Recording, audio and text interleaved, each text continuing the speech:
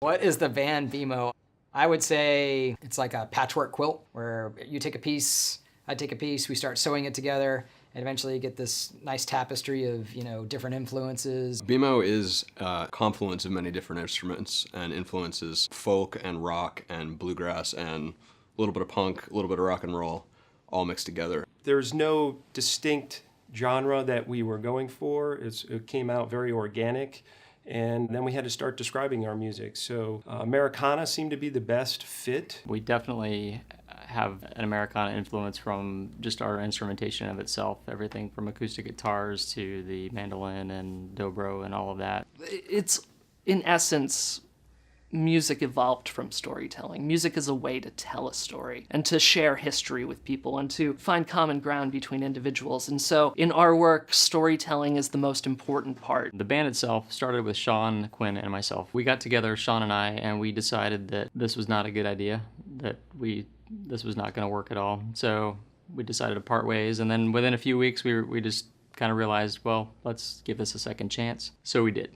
And we've been together ever since. I joined the band in about 2008. I was at Sean's house with my mandolin. I'm not really sure how that happened, but they asked me to sit in and we started jamming and we kind of clicked and it worked. In 2013, we added Tony on bass, and he really helped us kind of crystallize our branding and find venues to play at. So we started playing out a lot once Tony signed on. We knew we needed something just a little bit more to just really lay it down. And as we were recording our last album, we asked the producer, hey, do you know anybody who does percussion? And he said, yes, I know a guy. And that guy was Justin J.B. Braun. Joining Beemo, I had no idea what I was getting into. I got a phone call out of the blue from some guy named Tony who mentioned a band named Beemo and asked if I would like to sit in on a rehearsal with them and prepare for the Florida Music Festival. And I sat in on one rehearsal and we kind of clicked and played the show. One rehearsal led to another, and they kind of thought I'd stop coming after a while, but I haven't yet. One thing we don't do is we don't want to come into a place and just impose ourselves on the particular venue or the people that are there.